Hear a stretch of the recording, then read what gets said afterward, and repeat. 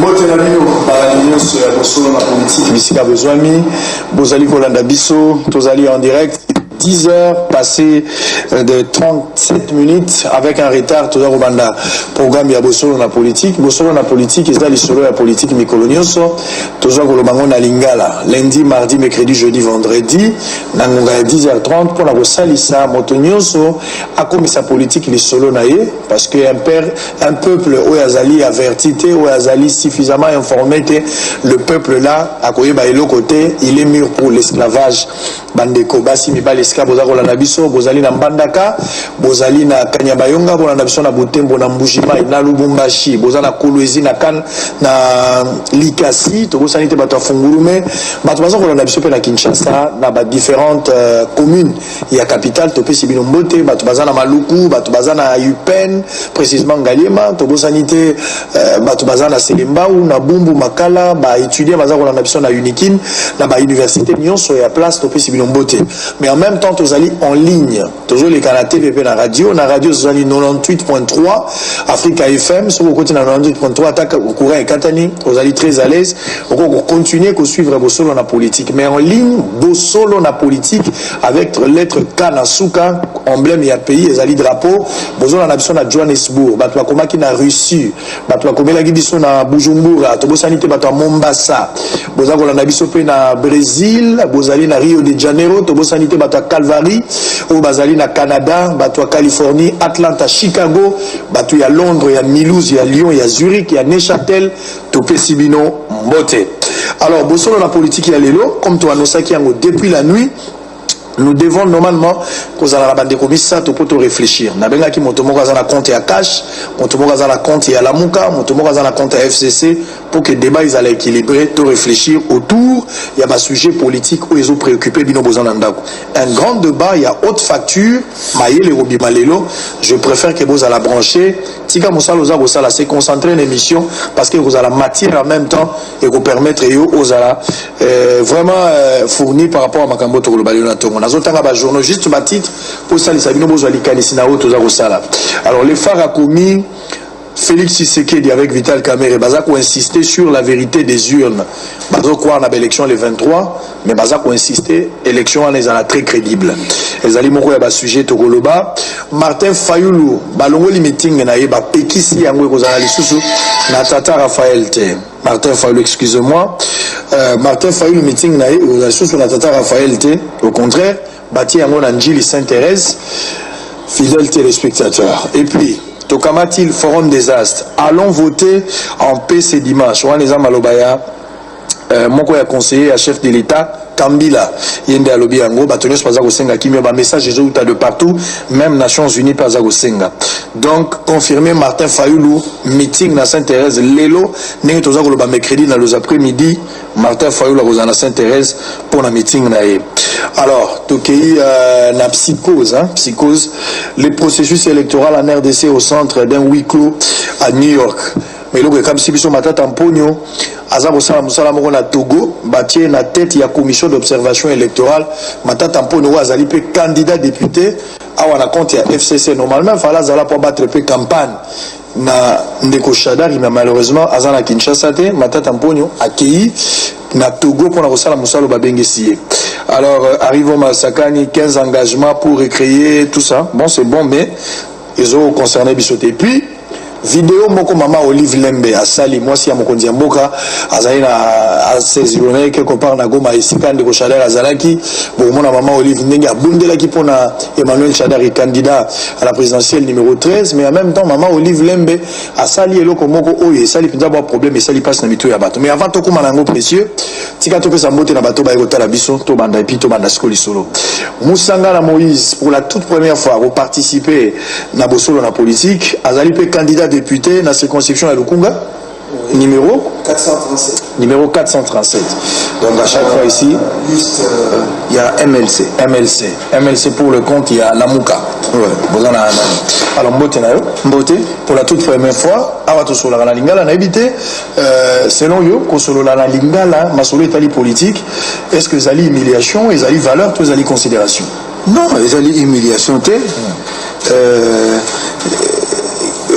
d'ailleurs ma solo ce qui bombeti yango na lingala ezokotela bato tina mikuwa. Très bien. Donc il faut le que toza na ba moi kokoso depuis colonisation et consort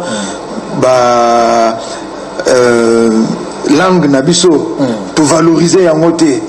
Hein? Et tikali kaka lokola ba langue moko ya seconde zone.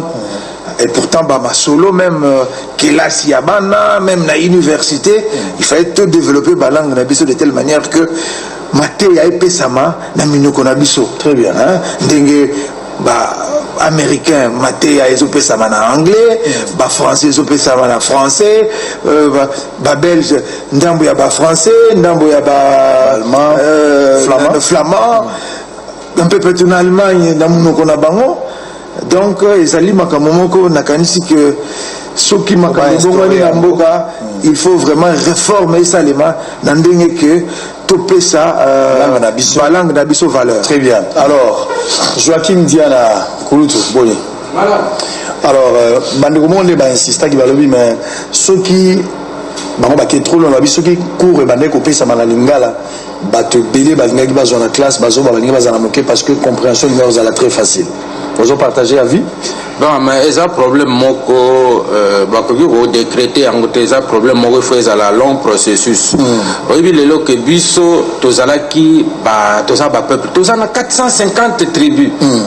So lobby na mwana ya kwa moko kono lobby na yake aye kola na lingala pona ye lingala kozala pasi.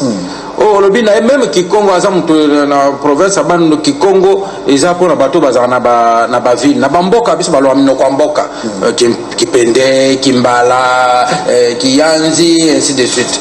Donc mais il y a qui na moyen que processus moko banda lokola lingala bandi ko s'imposer à moi presque aucun à chaque province koyoka mais dans le côté à est qui a que 5 provinces plus de 5 provinces ont le bac Israël. Donc ils ont moins problème mais c'est qui promotion tout ça fait des missions na ba langue na biso ndenge to sala ngona lingala wa ba msusu basala ngona Kikongo ba msusu basala ngona Chiluba msusu basala ngona Swahili to ko sala promotion mais bana na biso ba koyana sima il y aura une langue qui s'imposer même toké na France ça rend ngona ba langue celtique la langue d'oil ainsi de suite et ya ko s'imposer na langue moko français et comment français lelo tiri kokoma. Très bien.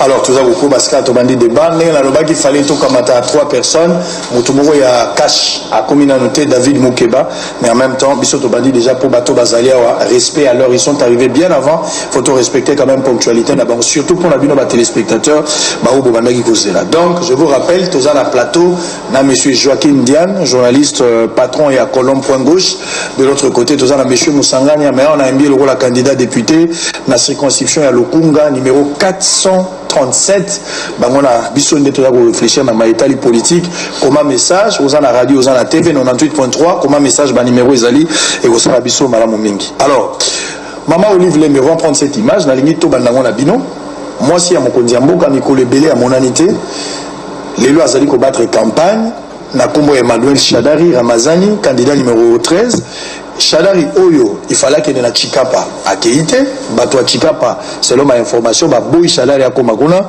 de même pays Zalagi na Boutembo, Zalagi pe na Beni, 3 endroits ou 3 villes, Yaminen et Oyo, Boy Shadari, Shadari s'est retrouvé na Kananga, Ndenga Sagi Moussa Lobby.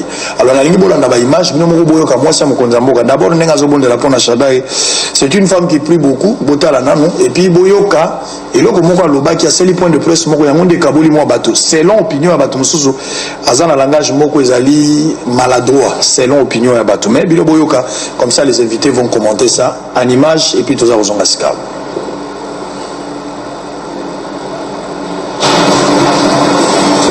mettez le Nayoka Bandego Moussangana Nandeko Joachim, ceux qui David Agoya Tamie, mais au cas contraire, bisous de continuer. Merci la Bandego Bazo Koma déjà 081 355 26 32, le seul numéro par lequel Bogogi Koma na WhatsApp ou bien Bogo Koma na SMS normal et au sala biso malamo. Bon voter utile, 2 jours campagne ça aussi là. Tout ça vous avez la candidat ou bago s'abonner belé pour la lobby na vendredi parce que vous avez rendez-vous, il y a ma casse tout ça. Mais en attendant, je pense qu'ils ont une idée par rapport à ça. Tout banana na Joachim Diana. En attendant, image là pour ne pas tergiverser là-bas. Nani boyoki maman Olive Lembe. D'abord, moi c'est mon konzi mboka à qui battre campagne pour na Emmanuel Ramazani Shadari. Ce qui est normal, hein? azana compte FC ça qui rebat. Mais curieusement, maman Olive Lembe n'a pas propos naïe, il a attaqué certains candidats à la présidence de la République jusqu'à tel point qu'on le bat que Batouana balingi binoté. Parce que bazo qui ne la basi nous sous libanda, ceux qui balinga bino balinga baba. Qu'est-ce que ça a à voir makamba robala par rapport à makambo état d'élection? Nazo zonge pas na yo pour images après, c'est déjà la question. En image et puis tout ça aux ongasika. Donc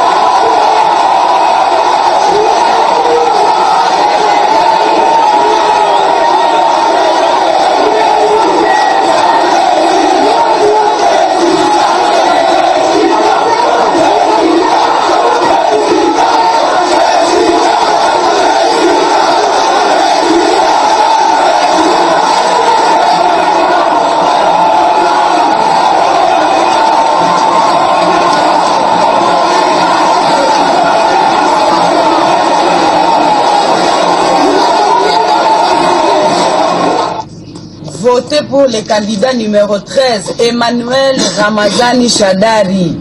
Emmanuel, Dieu est avec nous. D'aller massivement le voter. De ne pas suivre les mensonges de ceux qui les font rêver. Croyant que c'est une bonne chose de tromper les enfants d'autrui en leur faisant rêver de vivre une vie sans travailler. Ça n'existe pas. C'est faux. C'est impossible. De ceux-là même qui n'ont pas de maîtrise de soi eux-mêmes, qui démontrent leur mauvaise éducation, malheureusement, je plains leurs parents, qui ne font que proférer des insultes. Quel exemple est-ce qu'il donnerait à cette jeunesse? Parce que nous, l'élite, nous devons constituer ce qu'on appelle l'exemple à donner à notre jeunesse. Ne suivez pas les mensonges de ceux-là qui ne sont même pas stables dans leur propre foyer. Jeunes Congolais, Leo Bibi, kuzala na huyu kesho, kutupa responsabilite ya huyu mtoto fulani. Ndio stabilite yenyewe niko na baambia. Mtu mwenyewe ye peke haiko stable kunyumba yake. Mwenyewe iko na ile courage soi-disant au nom de sentiment kukamata mwanamuke ya mwenzake mnyumba yake. Exemple gani atabapatia nyie ba jeune? Ndio mfano ya stabilite yenyewe atabaonesha ile na matusi kumilomo na bongo mingi soi-disant batu wenyewe banataka kuacceder ku magistrature supreme, kazi yabo kujibiana, kazi yabo kusema bongo, mumafoye yabo abo peke habiko stable, na bengine benyewe banataka batupatie sie maleson. Leson gani banaweza kutupatia? Ya kwanza mie niko naita osi ba mama, na profite kusumulia na kusema osi na ba mama yetu. Mimi mama Olive Lembe Kabila niko jalouse juu ya bapapa betu. Siye banamuke ya Kongo tuko biana, abo banaendaka kuoa fasi zingine, manake buzuri. Oyoki mama Olive alobi parti nam na Swahili, parti nam na français, mais na kati ya koloba na yo wana azo attaquer certains candidats.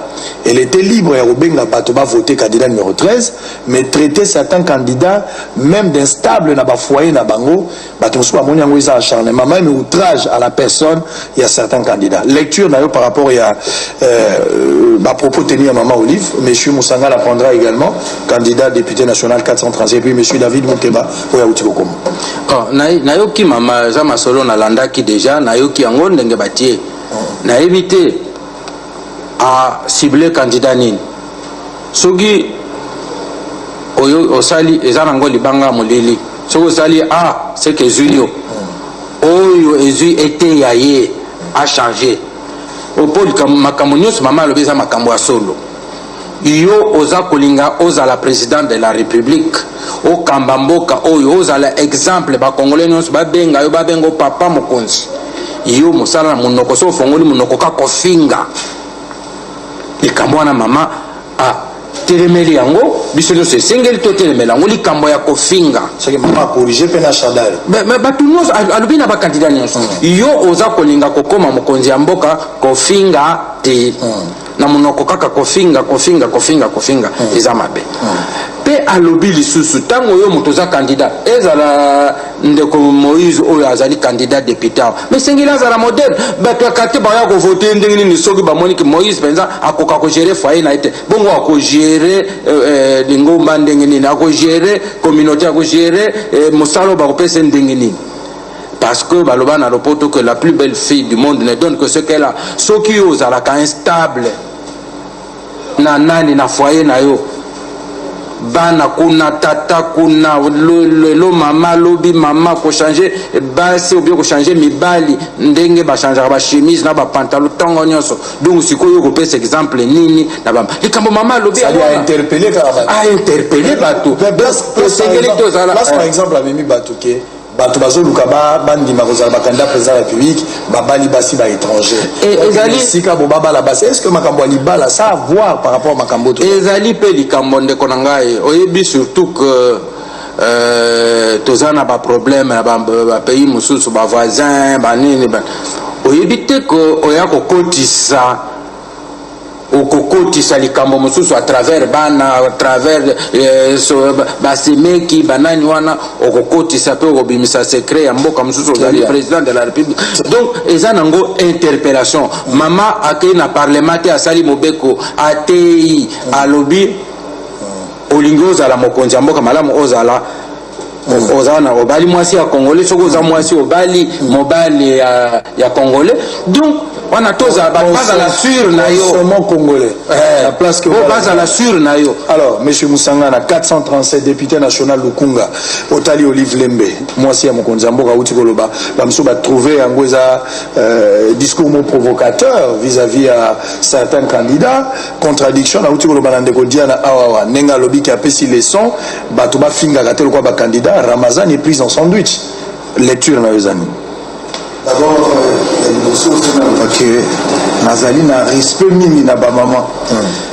Nazali na respect mingi na mwasi ya mokonzi ya mboka. Mais après si opinion na ye biso pe il faut te couper ça peut opinion na biso libre.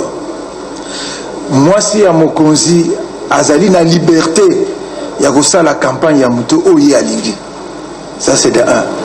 Mais ba maloba alobi kuna de ezali ko esalika basangai parce que alobi ba mensonge c'est-à-dire bato wana baza ba menteur mais le premier menteur c'est qui eza mobali na ye 5 chantiers eza wapi révolution de la modernité ezalaki wapi tomonaki na 2011 batambwisi biso bakamion na nzela tala ndenge village ndenge moko ezali ba village tala bokozala na boyi est-ce que ezali tala tokozala na pakebo tozi ba pakebo tala nani tokozala na ba TGV tozi ba TGV pourtant président Kabila kenai awa alungwe palais du peuple malamoko awa pour ya ko inaugurer ITB Kokolo te nani locomotive ba pakoli kaka peinture et ça là okutu te oui nazalaki wana nazalaki même na inauguration. Qui est le premier menteur?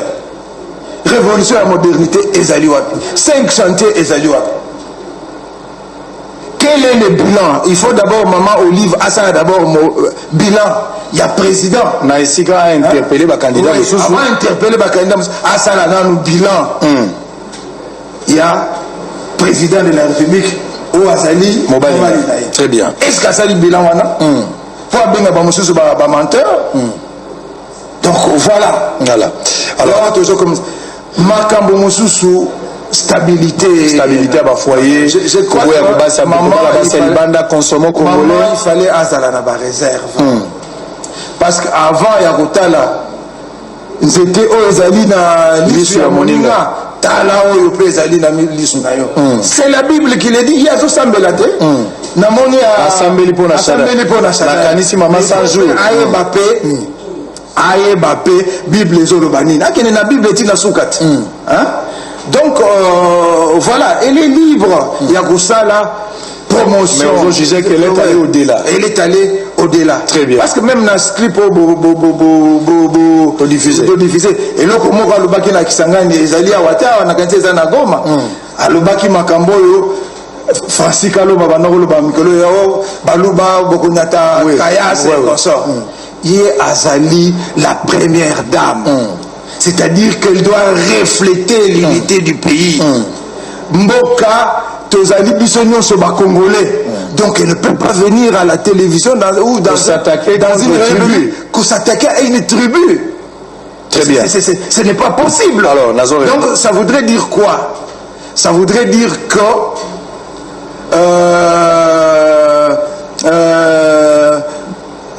Batéaka unité. Très bien. Menteur. On dit que en 2011 ou 2006, président Kabila Lobagini, je vais remplir les prisons. La bateau ba corruption. Mais est-ce que Achana est en prison? Achana bateau la prison? Oyo bateau d'alors. Il faut la journaliste. Est-ce que Bamiyibi o bayebani na parlement kuna batouana bayibi bamiyibi certes bazape na parlement kuna ozali ya majorité oyo mobali na ye azali autorité morale. Monsieur Moussanga naza ozonge pala. Monsieur David Moukeba a outil déjà Okoma candidat député national la Funa et puis la Bandalungwa. Alors ayepe kotala bisolo na tongo to sur la maïtali politique na Bandalungwa oza numéro combien monsieur David? Oza numéro 20 42 na Bandalungwa 42 numéro 20 nde kotelinga mingi ya président la 42 na Bandalungwa. Voilà. 513 na Funa. 513. OK. Il n'y a pas de problème. Merci pour la Roya. Bien que moi, nous autres allons quand même répondre à l'invitation. Ça, c'est quelque chose de bien. Alors, Hollandi, directement, Makambo, Maman Oliva Outigoloba. Batumsous va juger M. Moussanga na Outigoloba. Opinion et Bélézo Kansabongo. Guerre contre une tribu. En disant que Batouana Balobagi so basu pouvoir. Bakonyatabi so le quoi Bakayas. Un discours séparatif. Batumsous Bazaromona. Lecture na Yozani. Dego Israël, la minute Bisso. Miso Tali le 23. Tozo Zela na kimia nyoso tundenge tokolongola bao akambi biso pendant plus de 17 ans. Toko tape na kimia pona kokamba Congo. Mutu nyoso to ayebi ke mama akoyi trop bas. Mais soki tolandi po biso nyoso tuto pasola liboki ya pokewana eza po mobulu ekota élection ezalaki. Nga azo mituna soki mama azate alimeti batindi aya kopela likolo ya essence po batono essence ne balobaka eza déjà na kise mboka eza lokwa tono na kati essence eza likolo ya mabanga ezozela kaka mwa alimeti po epumbwa yango nga nazo mituna est-ce que mama yende alimeti wana te alingi ayatia moto po baélection ezala te tokokota nzela wana te po bakambu soki akoloba ezali eza nde ebele epai na bango me epai na biso te me biso tolobi batika biloko wana congolais kolanda biloko wana te mama koyi troba. Pourquoi koyi troba? Parce que la maison s'écroule, parce que le régime s'écroule.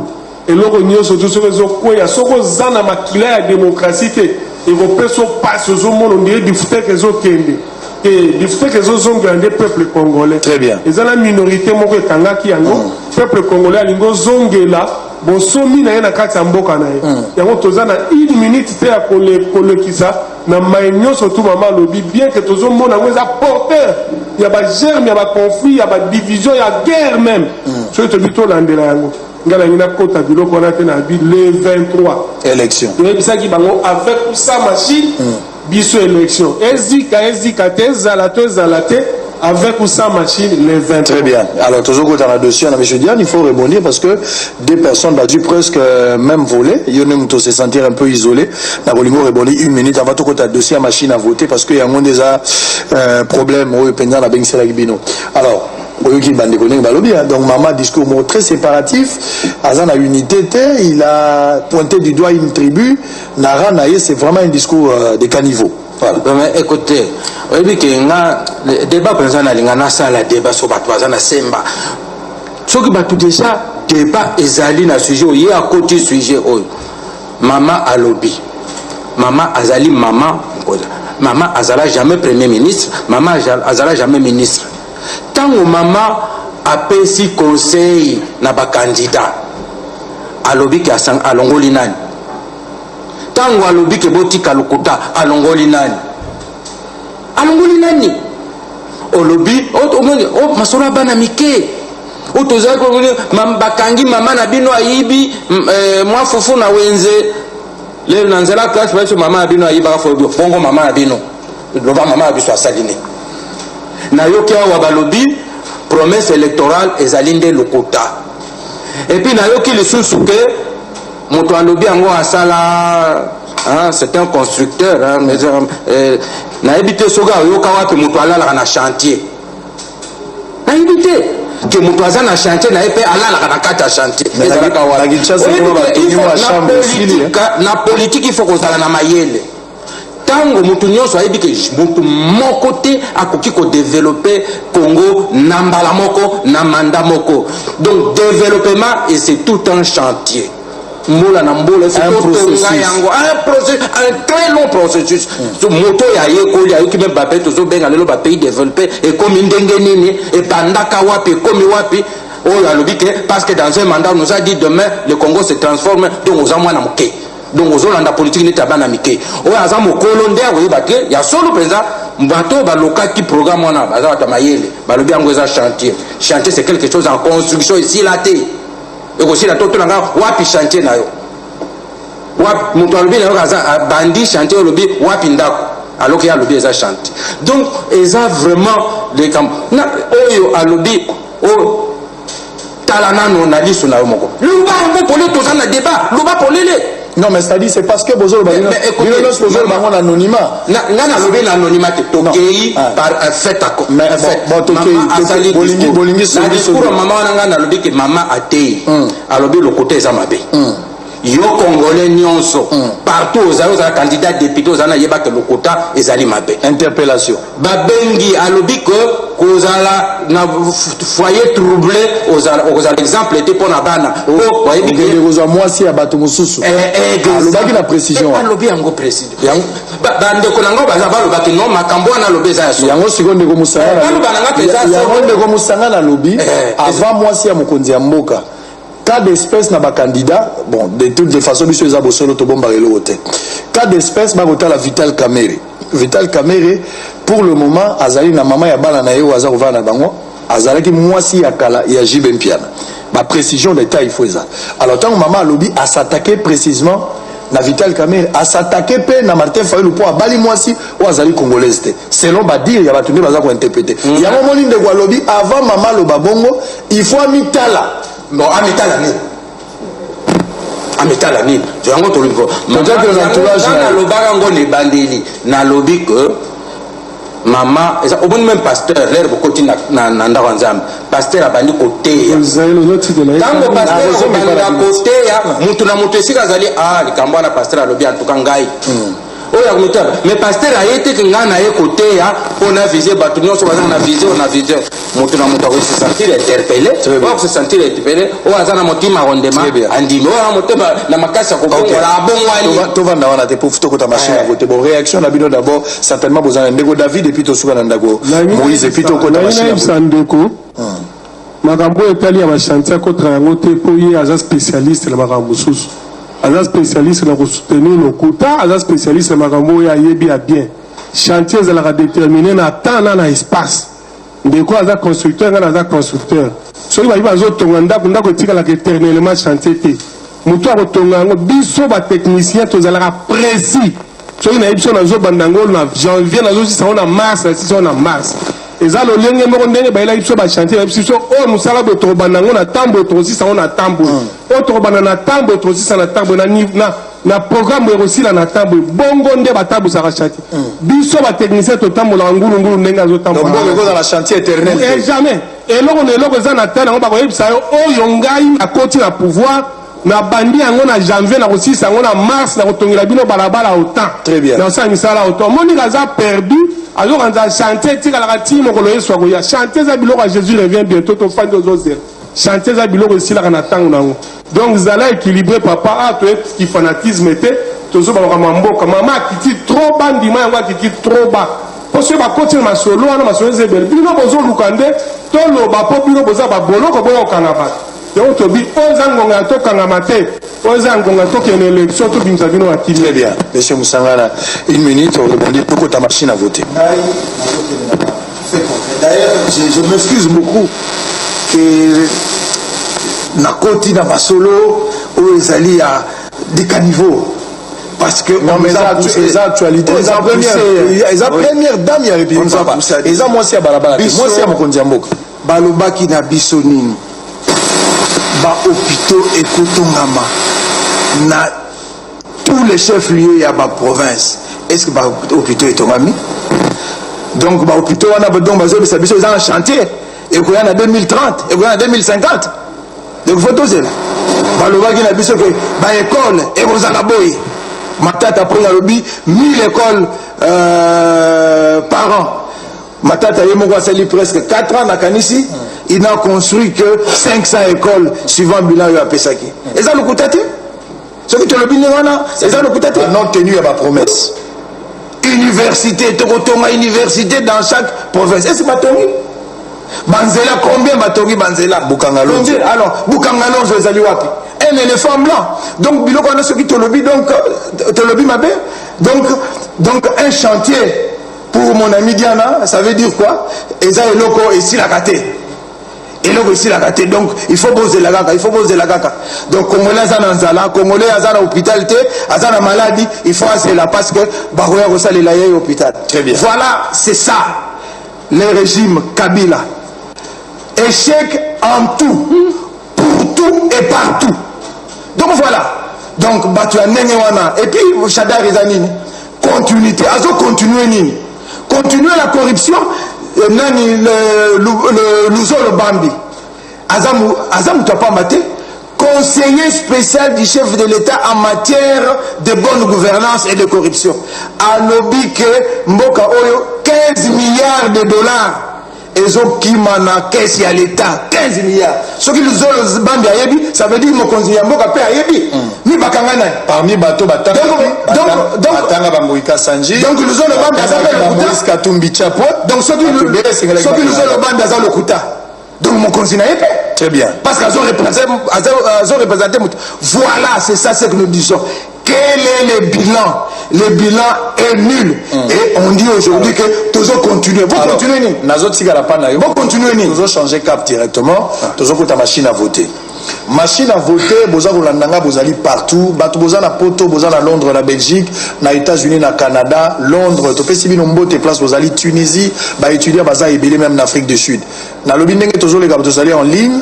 Sur Bossolo la politique, à Kinshasa, et ça aussi la bien maïtali politique, tout ça au côté de machine à voter, tout l'équipe presque une année avec tractation à machine à voter, tu bois une machine, tu nimi machine, balade la machine, bamate la machine, enfin, tu zui harmonie, ba parti nyonso, ba se mettre presque en accord autour de la machine à voter. Nana l'équipe les moninga temps, na minute l'opposition a zali divisé cash na la moka baza koyo kanate. Et les raisons valables des alaki baro bandimi machine. D'ailleurs, c'est là les informations à notre possession, qui cache bandimaki machine parce que Félix a joué 3 millions de dollars corrompus et pas à Kabila. Mais le long yo lamuka bazui ndingisa ya kondima machine à voter bakomi presque na ligne wana bazwi combien et pas ya Joseph Kabila baleki mbongo fois2 par rapport à wana to batikali pe na même montant mutuna ya wana ndeko Moïse Musanga na zakoloba ndeko Diana koloba et puis ndako David Mukeba to bani ma machine à voter presque une année to perdre à la place to komi lelo la Muka soutient la machine à voter pour le moment le 23 décembre pour voter la machine à voter contradiction avec Fayulu oya tamboli partout à sali ba discours ya komema bato ba mema bulletin. Aujourd'hui il aura du mal moyen matériel à gozonga ba place wana ezate communication ça passe peu à l'intérieur réaction na yo 3 minutes de wazo 3 minutes aux 3 minutes nakanisi que to perdre une année parce que problème ezalaki et problème ezali parce que un processus électoral ou les élections ezali kakaté réussite à élection ezali kaka technique té réussite à élection ezali peu politique parce que élection ezali un processus éminemment politique na makambo etali machine à voter ngai mutu nazoloba na komi mukanda moko intitulé qu'est-ce que le vote électronique, qu'est-ce que la machine à voter, c'est ni un champ hypothétique et peu rassurant. Et je confirme, je garde ce que j'ai écrit dans mon livre parce que ça relève de la science, ça relève de la technique. Pourquoi Namukana Nangai, vous allez préfacé par professeur Jolie, tu le dis que problème et à machine, problème et à vote électronique, qui est un problème technique, ça s'est mué à une question idéologique. C'est là où nous en sommes. Jusqu'aujourd'hui, le vote électronique, c'est ce que j'ai dit dans mon livre. La machine à voter, qu'on appelle ordinateur de vote, est une modalité à vote électronique. Donc, machine à voter, ezali lolenge ebele. Machine à voter, ezali lolenge ebele. Ezali na machine à voter. O ezali kobimisa bulletin te. Lolenge mosusu ezali na machine o baza kobimisa bulletin. Oh ni donc boboyaki. Je suis en train d'abord de parler en tant que scientifique. Okay. Parce que je fais une analyse scientifique là-dedans. Qui n'a rien à voir avec la politique. Ezali na relation mokona politique. OK? Donc vote ezali ko demeurer électronique, machine à voter qui est un ordinateur de vote ezali à confondre na imprimante. OK? Maintenant, il y a un problème politique qui se pose ici. Il y a un problème politique qui se pose. Nandenge que CENI avec FCC depuis tout le temps ont soutenu la machine à voter. Ou même directeur de cabinet et chef de l'État, ou azali coordonnateur et FCC, Tango Bayamba qui est na baye conseil de sécurité à reconnaître que machine à voter ezali légalité, ezali compris, ezali inclus na conseil na loi électorale. Très bien. OK. Alors il y a eu maintenant tous ces contextes politique, cet environnement politique qui a abouti. Peuple a compris les Français ou en concret. Ni changer la machine à voter pour la ma machine à voter concrètement. Moi je vous dis ceci. Moi en tant que scientifique, rien n'a changé sur la machine à voter. Alors pourquoi Fayulu? Pourquoi la Muka? Moi d'abord, moi ça c'est ma thèse scientifique qui n'est pas la tête de la Muka. Là je suis pas la tête. Je suis, écoutez, il faut distinguer deux choses. Oui. Moi je suis un scientifique d'abord. J'ai fait un travail moko. Et puis il y a la Muka qui a pris une position sur la machine. Mais je crois. Vous allez soutenir Yangote. Position et la Muka. C'est une position politique due à un contexte politique Oyo, la Muka a revu sa position. Parce que la Muka avec l'ensemble, c'est vu devant ce qu'on appelle DOL. Donc ça, c'est une position basée sur le plan politique. Ouais. Sur le plan scientifique, sur le plan scientifique, c'est ma thèse, je maintiens ma thèse jusqu'à la fin. Alors, Ndeko David Moukeba, namoni que cash, bozalaki ba visionnaire, selon opinion à Batou, bondimaki machine à voter bien avant. Vous allez taxer de tout le monde, bah marionnette et à pouvoir, vous avez 3 millions, Félix Abomi, papa naïe. On a dit deux choses sur Félix Tshisekedi. Je me rappelle d'ailleurs, le jour où Baoutaki, Kozwa Martin Fayou n'a retour, bon, je ne dis pas que Martin Fayou n'a tindaki bateau, mais ambiance, il y a foule, Batou a fingi, maman Marthe, tout ça, ils ont lié la machine à voter. Les gens, comme on a l'amouka bandimi machine à voter. L'IS Ning Bozalam. Ndeko Israël, plus de personnes ont traîné derrière elle plus de 35 ans. Il y a opposition et la politique n'a pas de c'est-à-dire ma solo à cause de la vision politique nous avons l'équipe pour comprendre après chaque fois mais comprendre aux autres se souvenir sous kaka na mesa na yo ana bande comme sous na ebisaka yo ke biso na ide peste ofandi toyebi adversaire na biso na face à zanani na face na biso toza na adversaire oyo moyibi eza na ADN na ye tricherie eza na ADN na ye autant trichaka na 2006 na papier a triché na 2011 na papier na machine na ye aza toujours na boula ko tricher et c'est que on ngana loba toujours que eza légitime pour na bango pour ba koli na kati ya mulu wana ya tricherie ya moyibi et que même botikeli bango 2 ans 3 ans lisusu ba ko réfléchir ka lo lenge nini ya koyiba. Mais qu'est-ce que nous pouvons faire pour barrer la route, n'est-ce pas, dans Eloko Oyo? Il faut que le peuple ait comprendre que Moutou Ayi Barangaï toujours ni na Rosala Siko pour Ayi Bangaïté. Bah, élément, surtout, Bazolo, bah, Mouï, il y a machine à voter, ça légal, ça juridique, Toyeba qui a un peu te comprendre que bateau, le la bazana Moïbi, il y a continuer pour avilir le peuple na biso. Bakoti kate tout est mis sur le terrain politique décision surtout ça que zalaki politique pe baninga ba maîtriser qui yango bien ba comprendre qui yango poto discuter mingi na bango mais lokola bango pe malgré ba discussion to zalako sala na bango bazalaki na ba agenda mususu caché na sima mitu na bango bango nde bazalaki na ba calcul ya ba partage à pouvoir yango ba yaki na esprit wana ya boycott yango ba yaki na esprit wana ya kozongi c'est logo to ko bundisa ngo autrement a vilipender biso sur partout awa otoni ba dio pesa ki biso mbongo ngana zotu na lelo oyo fayu la zui combien pour changer position nazo respecter analyse ya ndeko na ngai musanga na azo loba ke ya za raisonner en tant que scientifique nazo comprendre que yi pe azana ba étonnement ko comprendre revirement wana te oyo fayu la saleli bango na kati ya la muka mais fayu na sa candidat à confusion fayu na sa candidat à lokuta a reçoit difficulté moi reçoit ngazu na ba gemenaisa c'est-à-dire tango moni fulu wana ya batu balandi ye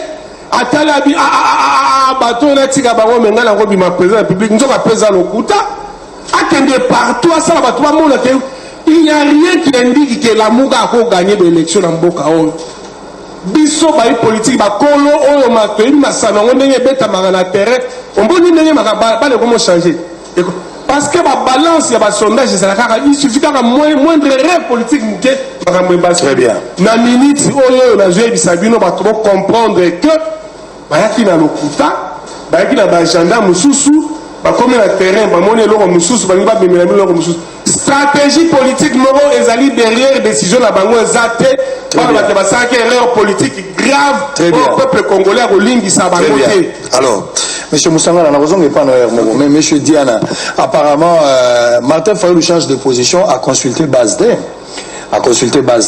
à pécher par rapport il y a règlement d'ordre intérieur ou bien charte à Genève oyo pekisaki moto akokondima machine à voter des hommes d'animi machine à voter ezali opprobre likolo na ye bien que la décision cause à la politique ndenge monsieur Moussanga na lobby mais apparemment a violé ba grief ou ezali retenu lokola ba valeur na kati ya charte na bango ya Genève.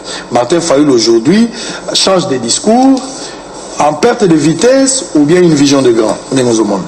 Écoutez, une seconde pour dire que le développement est un chantier perpétuel. Oyo akolobako sala ngo dans un menteurs. Ce sont des menteurs. Je suis un constructeur, mais moi je suis un agent de développement. Je suis licencié en développement. Il y a un constructeur, il y a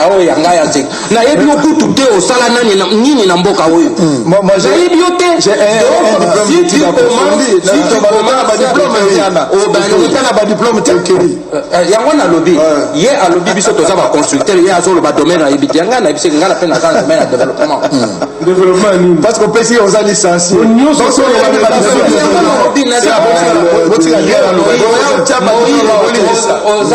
J'ai un DEA en communication, Diana. J'ai un DEA en communication, Diana. S'il vous plaît. Donc, je suis quel licencié que tu es. S'il vous plaît. S'il vous plaît. S'il vous plaît. Monsieur David, s'il vous plaît.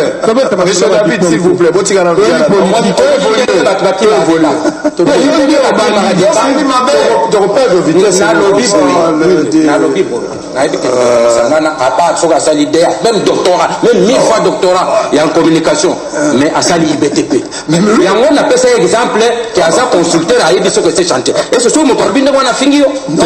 Mais alors, ngai nazolo bela domaine na ebité chanter za ka. Ok, s'il vous plaît, s'il vous plaît, t'as évolué. Non, s'il vous plaît, Nego David, t'as évolué, s'il vous plaît. Ok. Ndeko soko wuti wapi na ibite zera na loba bolele soko to kendeli kamba machine à ok. Tuyoki awa bazolo banini yo vision ya komona machine ke bango bamona ki avant vision et ainsi de suite. Mais avant bango batu mususu za bandimaka machine sans même discuter. FCC mais parce que pour la lokuta, pour la manipulation, bango va confondre CENI na majorité. Et c'est le moment.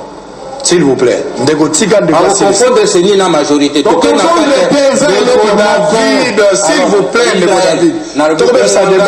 Bengangai débat na parlementaire debout. S'il vous plaît. S'il vous plaît. Faut que parlementaire non, c'est là dans le parlementaire debout sont parlementaire debout fanatique. Nego David, ma propos allait vous permettre de évoluer. On a une minute aussi là. Oui, donc, Ezana Bato Baebaki avant que arbitre CENI Asengi token de la machine à voter, pas que la machine à voter. Bato ana ezalaki vision de Nabao Baboya qui liboso bandimi une vision. C'est ça pour la politique qu'on veut faire ici. Liboso Baboy, même ils à la coûte cash. Aïbisa Bissona noté liboso. C'est la même chose que vient de faire la Mouka. Donc, différence, Bangona la Mouka Izawat. Aboy, au PC raison, on dit. Est-ce que mais ce qu'on dit comme on a le la Mouka a contredire scientifique autour de raison scientifique. Parce que dans l'Andiboye, la Mouka Balobi Boy, que pour la Bangoli, Baboy ne vote électronique. Mais comme Bamoni que vote électronique et que la machine vous a qu'un imprimante, yango bandimi. Yango makambalunga na inventaire ya. Yé à lobby élection le fait d'utiliser la machine et zaka électronique. Yé na famille politique na yango baza en phase T. Donc bato alamuka ba contredire livre wana. Oyo ngana sina ataka na livre un livre qui n'avait rien à voir avec la machine à voter. Pour Nassina Lakisa que élection il y a 2006. Tango baké ko imprimer babilité ba imprimer avant en Afrique du Sud. Ba imprimer ngona na processus électronique. Aussi on a imprimé en Afrique du Sud c'est électronique. Donc, et comme la machine élection comme électronique parce que ben imprimer électronique on sur place. Mais sur baké ko imprimer pré-imprimé ba ina ngona nan et ça électronique té. Ngona le baké wana mu livre wana ezalaki mu bunga monene. Eza politique. Donc eza koto comme moi et l'autre comment c'est normal que ça la coûte tabaté même coûte la Mouka très bien plateforme nae ba wanga nyango très bien donc nani l'élection to sala ezali élection électronique T. Élection électronique ezalaka urne ezalaka T. Alors, nulle part au monde. Élection électronique ezalaka même nani urne. Banani nyonso tout est électronique, même urne électronique, proclamation peut aussi la électroniquement. Oh, basali ba déploiement na maboko basali PV, ce n'est pas la mode. Le fait que ba imprimer bulletin de façon électronique, ezaka ndenge pe basala na 2006, ndenge pe na 2011. On imprime électroniquement mais avant. Merci. Mais il faut pas imprimer sur place dans le bureau. Merci beaucoup, merci beaucoup. Alors, machine à voter. Batounos va se mettre d'accord. Donc le 23 décembre, élection Soki-Ezali, Ndenge a confirmé jusqu'à présent qu'on a une Angaki Metazana Kinshasa, contrairement à la rumeur au Batubalobaki, qui connaît à Kimari en Afrique du Sud. Il est bel et bien à Kinshasa, Azali à présent. Donc élection Ezali confirmée pendant le 23, Batounos va utiliser machine à voter. Ezala Lamuka, Ezala Cash, Ezala FCC, à part Basset Kikouni, oh, Bakimi n'a pas déjà ma solo, n'a moni mon qui a perdu au monde en athée, Marie-José Ifoku, mais bateau toujours, tête, prenant quoi, Missatouana, Bandimi machine à voter, mais moi je me demande, peuple congolais a souffert, il y a eu même des morts autour, il y a machine à voter, ça fait très mal. Mais la grande question, virement wana ou Lamuka et Sali, moi je veux savoir, bien que Moussanga l'a dit, la décision politique, il y a scientifique, mais sur le plan politique, Ndenge Félix Andimaki a joué 3 millions, Fayou a joué combien points d'Imayango. Alors on termine, maintenant plus Sabino et le moment où on peut mettre Bino chose. Surtout Bino candidat, il faut le bapé sur Bino. Donc toujours banana Bino point de quoi candidat te reçu pour Bino. Alors ma pononé aux allées 23, mais déjà les lots Martin Fayou a joué à Kinshasa, boy lié à Kotana. Na stade Tata Raphaël, meeting aux allées à Sainte-Thérèse. Ndegoyo Golobela Makambo Fachi. En même temps, on le bipé ayo. Mais curieusement, Ramazani Chadari yopo goloba, Baboy Chadari na Chikapa, Baboy Chadari na Butembo na Beni. Donc, ba candidat, bazu ba problème sur le terrain, il y a des coins où ba candidat ba ko combattre Fayoul évidemment, Azali pe victime na King doit combattre ba place belé. Qu'est-ce qui se passe? Est-ce que machine oyo na climat électoral ils ont garantir vraiment la crédibilité des élections ou Félix Tshisekedi na Vital Kamerhe bazo insister. To bandi na ndeko, o lobeli yango, lobeli pe yo ndeko pas lui et puis to succès na ndeko. D'abord, on a déploré le comportement en régime. Etika kopeki sabatu basala biyanga na bango bisika balingi. Pour ceux qui a ça les sika botika ya sala bo pesa ye kaka ba moyen ya ko sécuriser pas la manifestation na ye. En plus dans zone baki biso candidat na biso Fachi aza candidat ya banga raté. Machine à broyer. Eza la place eza compliqué, eza place eza compliqué te tozo koma.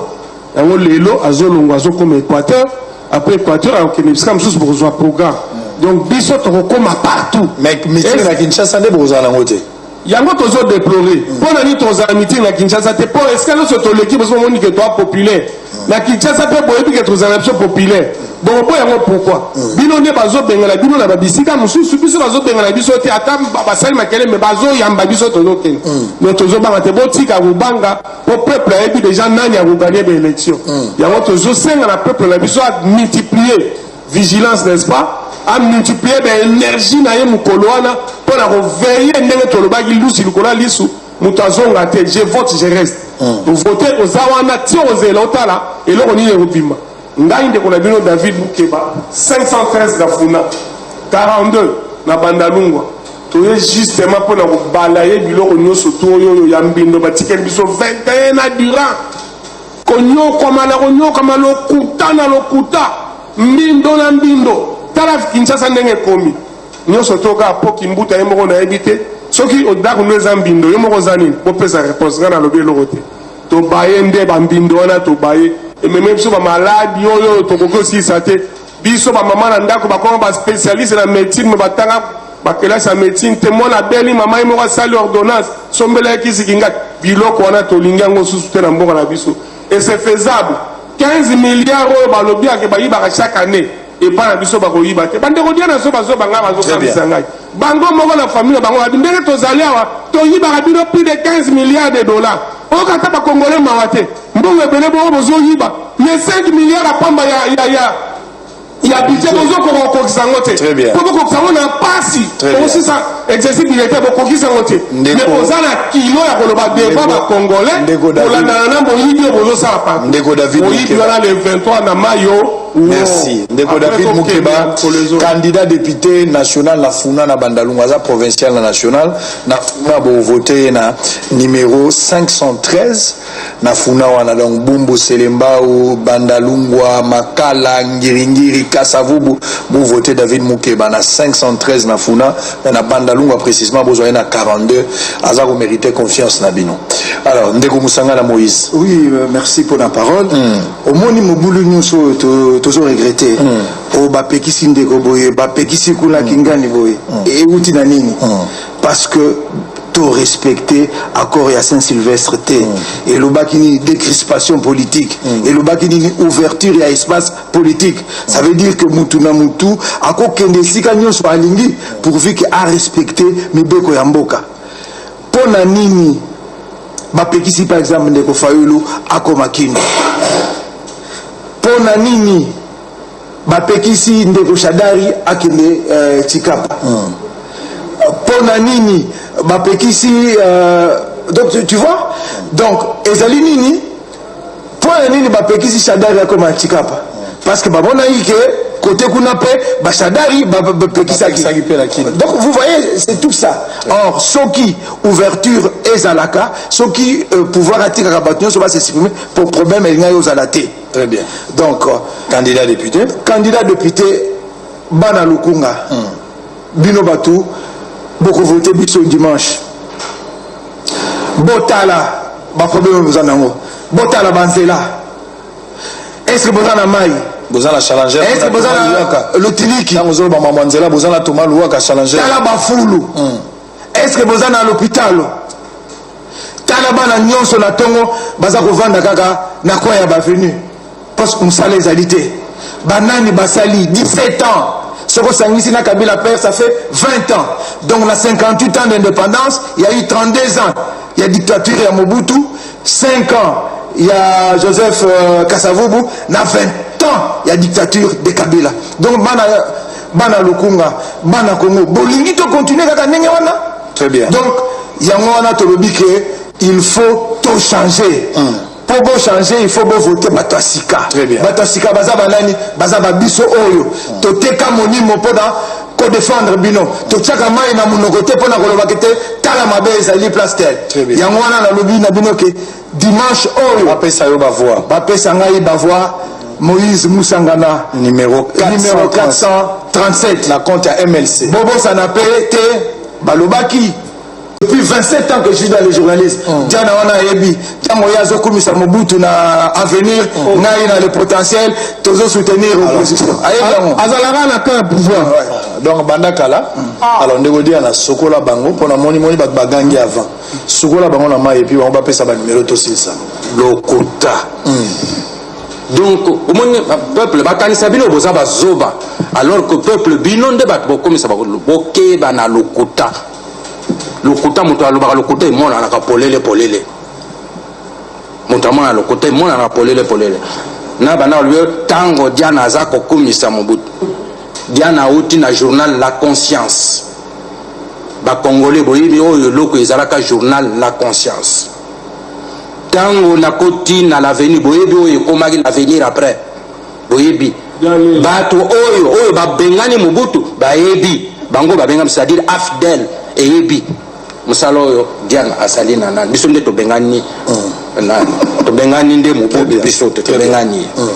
Alors na lobi boye bandeko bomoni wapi ebi Flora Ibenge alingiasa l'équipe nationale à lobby soki ba pro ba kokite baloko ya Vodacom ya Vodacom soki ni ba Premier League bakokite bakezwa batu ya Kilimani batu ya park nde bakoka l'équipe nationale babeta na ba Cameroun na banani wana lokuta ata bayela ba ujana lokuta bakezwa batu azana ba park baya ko beta na équipe nationale pour ba nani oyo bazana Premier League bakokite bo ba pro bayaki bakokite nde batu ya park bakoka za lokuta yango na lobby pona ngana lobby boy oyoki awa moto moko soki continuité il faut candidat à continuité eloko nini tobengi continuité consolidation na lobi boye tala boye tosali conférence nationale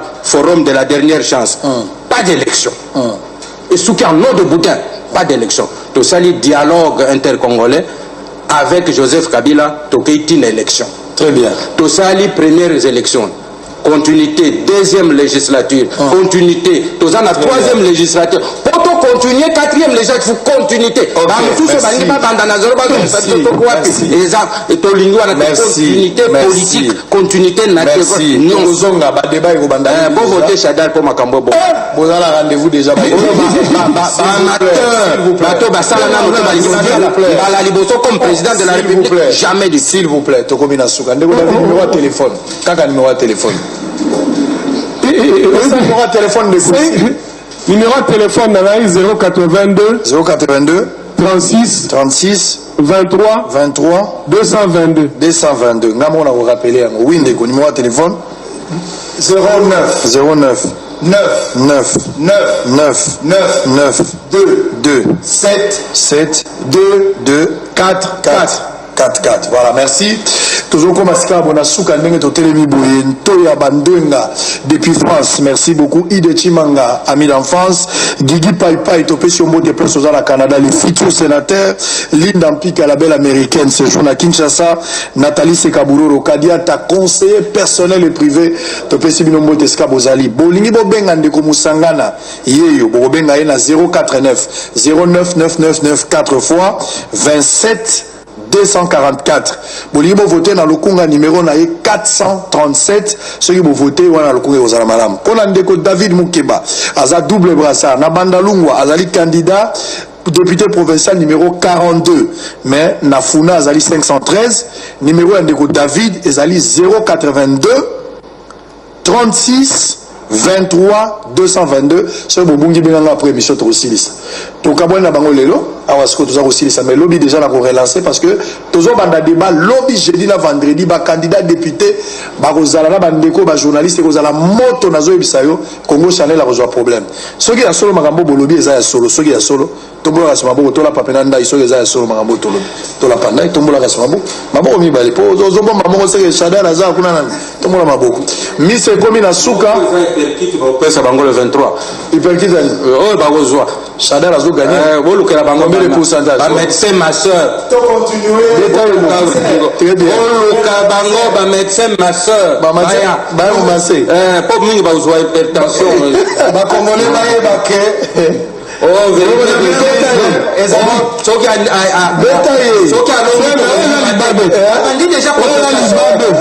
abandi déjà Diana le 17 mai tango Kabila Zokota awa Diana na le phare a commis allez-y les phases les noms a commis na Kabila très bien ezali ndenge na ye aliaka na basami nyonso les phases botala jomoni bokangelongi na ye tango biso pe toya lisusu ye azalaki na potentiel restaurant eza na nsima wana naza koyamba tango monene na memelinge ye azalaki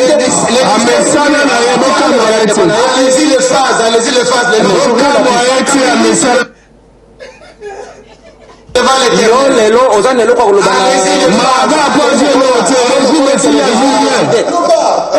régime s'il a vu rien pas fait le même si régime s'il a vu rien Chadal il va tout mais régime est un régime opportuniste